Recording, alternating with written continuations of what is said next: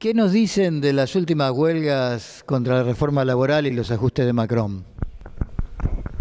Quelle est votre impression sur les dernières grèves, etc., contre l'ajustement de Macron?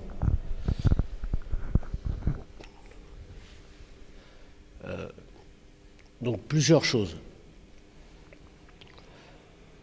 La première chose, c'est qu'il existe une volonté des travailleurs et des jeunes de s'unir contre les réformes de Macron pour leur abolition.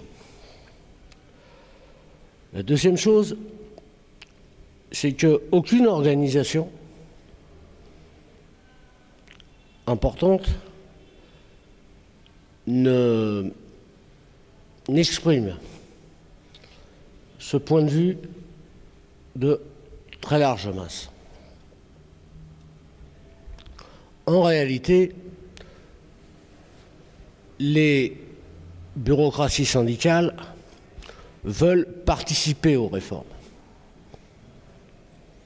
et acceptent le principe des réformes. Ils ne peuvent pas le dire ouvertement, mais toutes leurs explications veulent dire cela. Je prendrai un exemple par rapport à la réforme contre les chemins de fer.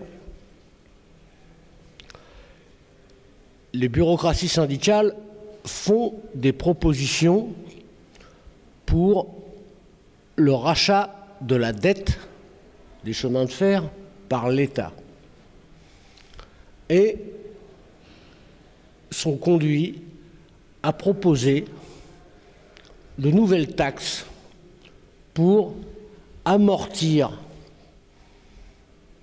la dette, c'est-à-dire à faire payer la dette ferroviaire qui normalement devrait être effacée par l'ensemble de la population. C'est un exemple. Et à aucun moment, les bureaucraties syndicales ne disent qu'il faut le retrait de la réforme ferroviaire. Ils supplient le gouvernement de faire de bonnes négociations. Donc, un mouvement contradictoire. Depuis plusieurs semaines, il y a à Air France, comme à la SNCF, des journées de grève espacées. La direction, alors à Air France, c'est pour les salaires. La direction a déjà proposé une augmentation de salaire de 5%. Mais les syndicats ont trouvé cette proposition insuffisante. La direction de Air France a fait un référendum pour faire arrêter la grève. Le référendum est allé dans le sens de la direction. Mais les syndicats ont contesté le référendum. On dit non, ce référendum, il est faux. Et ils ont décidé, ce n'était pas prévu, de reprendre la grève à partir d'aujourd'hui. Et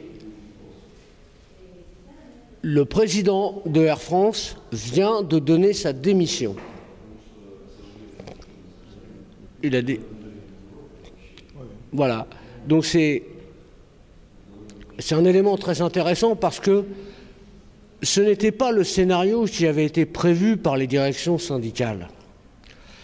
Et la CGT s'est trouvée en difficulté vis-à-vis de syndicats de pilotes qui sont des syndicats corporatifs, qui ne sont pas des syndicats ouvriers, qui sont des syndicats corporatifs. Et ce sont ces syndicats-là qui n'ont pas voulu jouer le rôle qui était attendu, à savoir qu'en général, ce genre de syndicats, ce sont les premiers qui appellent à reprendre le travail, et les autres peuvent dire « Ah, on est obligé de reprendre parce qu'eux nous ont trahis ». Mais là, ça ne se passe pas comme ça. comme la base est très déterminée, les syndicats corporatifs, eux, ne veulent pas perdre leur base. Donc les pilotes de ligne et en général le personnel embarqué, c'est-à-dire les hôtesses, les stewards, sont en grève là. Et la grève est visiblement encore plus efficace qu'avant, puisque nous-mêmes, nous ne pouvons pas prendre l'avion. Qu'est-ce que vous pouvez nous raconter sur les activités du groupe La Commune en France?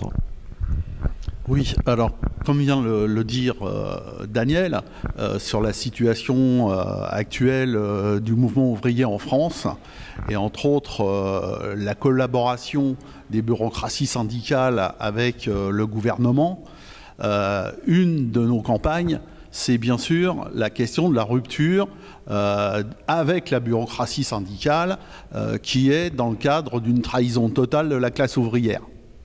C'est une première campagne qu'on mène largement en France aujourd'hui et qu'on est certainement les seuls d'ailleurs à mener. Deuxième campagne, c'est bien sûr la rupture avec la politique réactionnaire du gouvernement Macron qui va dans le sens de supprimer les derniers avantages qu'ont les travailleurs en France, copiant par rapport à cela ses amis Trump, Merkel et compagnie à travers l'Europe. Nous avons mené aussi, bien sûr, après la révolution catalane, le soutien à la révolution catalane qui est pour la France et pour l'ensemble de l'Europe une question importante.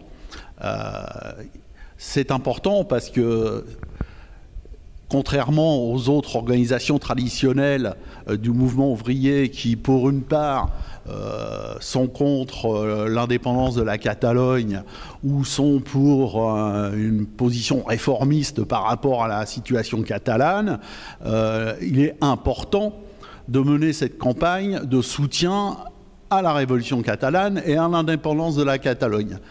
Parce que c'est aussi un exemple pour l'ensemble des travailleurs de l'Europe qu'il y a une possibilité pour les travailleurs de se mobiliser même en dehors des cadres des organisations traditionnelles. Et ça, c'est important, et c'est en ça, certainement, que les gouvernements bourgeois d'Europe ont bien compris tout le danger de la révolution catalane.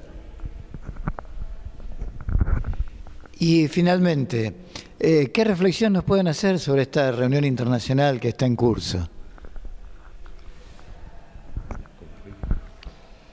Alors, cette réunion internationale, comme nous l'avons dit, nous l'espérions depuis longtemps,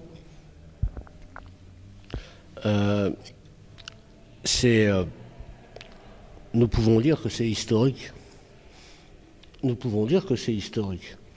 Sans prétention, c'est un travail à la fois modeste, réfléchi, ce n'est pas une logique d'autoproclamation, c'est bien une logique de construction patiente.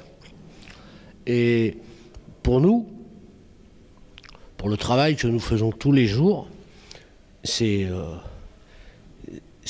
un point d'appui fondamental, parce que c'est notre carte d'identité politique en France, d'être dans un courant qui mène le combat contre l'impérialisme, pour la défense du droit des peuples à disposer d'eux-mêmes et contre toutes les bureaucraties politiques et syndicales, dans un pays où on a habitué les gens à penser que face à Trump, il faut être pour la bureaucratie, qui est moins pire. Face à Trump, il faut être pour Maduro. C'est-à-dire que il faut accepter un bourreau bureaucratique plutôt qu'un bourreau impérialiste. Et en France, les secteurs militants qui sont des secteurs qui ont beaucoup vieilli, ne réalisent pas. Ils ont une conception française du monde. La France, c'est le centre du monde, c'est bien connu pour eux. C'est le pays qui est en avance. Chacun le dit à sa façon. Certains disent que c'est le point le plus élevé de la lutte de classe. D'autres disent que c'est le point le plus élevé de la civilisation et de la démocratie. Et ces gens-là ne s'imaginent pas la souffrance des peuples. Tout est dans des cases théoriques, dans des livres, pas dans la vie quotidienne. Donc cette réunion internationale, comme nous l'avons dit tout à l'heure, c'est une façon aussi de mettre les pieds dans le plat, de faire un scandale pour dire les positions campistes, ça suffit. Le refus de critiquer les bureaucraties au nom de l'unité, ça suffit. C'est mettre, comme on dit en France, les pieds dans le plat. Et y compris, c'est une façon de faire une sorte de scandale en France. Mais c'est comme ça, en France, qu'on se fait entendre. Parfois, nous l'avons fait vis-à-vis du faux antilibéral Mélenchon. Nous avons su dire, nous avons été les seuls, nous sommes contre Mélenchon. Scandale. Mais après le scandale, les gens se disent, eux, ils ont quelque chose à dire. Eux, ils ont quelque chose d'autre à nous montrer. Ils ne nous disent pas, oui, Mélenchon, c'est pas bien, mais il est dans notre camp social. Non, Mélenchon est réactionnaire. Mélenchon a dit quelque chose de grave pour le franquisme. Tout le monde se tait, pas nous. Le but, ce n'est pas de dénoncer pour dénoncer. Évidemment, l'unité sur des objectifs précis, bien entendu, très largement avec tout le monde. Pour la libération des prisonniers en Catalogne, nous sommes prêts à nous adresser le plus largement possible au mouvement ouvrier et démocratique. Et si demain, il faut faire campagne pour aider Villemarippol face aux poursuites, nous ferons appel, bien entendu, à toutes sortes de personnalités ouvrières et démocratiques, y compris bureaucratiques. Ça ne nous dérange absolument pas. Mais donc notre problème n'est pas de dénoncer. Notre problème est d'empêcher la dispersion de la conscience de classe, d'empêcher la fragmentation de la conscience de classe par ces lieutenants ouvriers qui, dans la classe ouvrière, font la propagande de l'idéologie bourgeoise parce que la bourgeoisie a honte de son idéologie et n'est plus capable de la véhiculer par elle-même.